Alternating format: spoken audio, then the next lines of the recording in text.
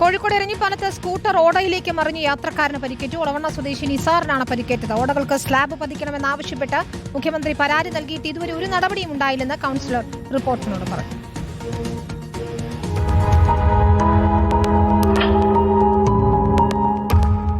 Eranhipalam junction സമീപത്ത് വെച്ചാണ് അപകടം.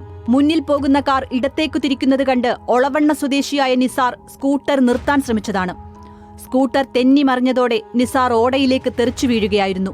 ഓടുള്ള കാണുന്നുണ്ട്, പക്ഷെ സ്കിഡ് ചെയ്തതാണ്.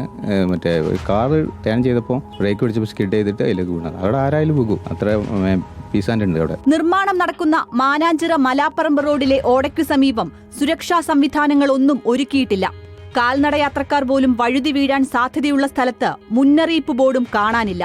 ഇത്ര സമയമായിട്ടും ഈ ഒരു വിഷയം ഉണ്ടായിട്ട് പോലും ഒരാൾ പോലും, ഞാനിപ്പോൾ കുറേ നേരമായി ഇതിൻ്റെ കരാറുകാരനെ വിളിച്ചുകൊണ്ടിരിക്കുന്നു, കരാറുമായി ബന്ധപ്പെട്ട സൂപ്പർവൈസറെ. അയാൾ ഫോൺ എടുത്തിട്ടുമില്ല, ഇത് അഡ്രസ് ചെയ്യാൻ ആരുമായിട്ട് വന്നിട്ടുമില്ല. റോഡിൽ സുരക്ഷാ സംവിധാനങ്ങൾ ഒരുക്കിയില്ലെങ്കിൽ സമരത്തിലേക്ക് കടക്കാനാണ് റെസിഡൻസ് അസോസിയേഷനുകളുടെയും നാട്ടുകാരുടെയും തീരുമാനം. റിപ്പോർട്ടർ, കോഴിക്കോട്.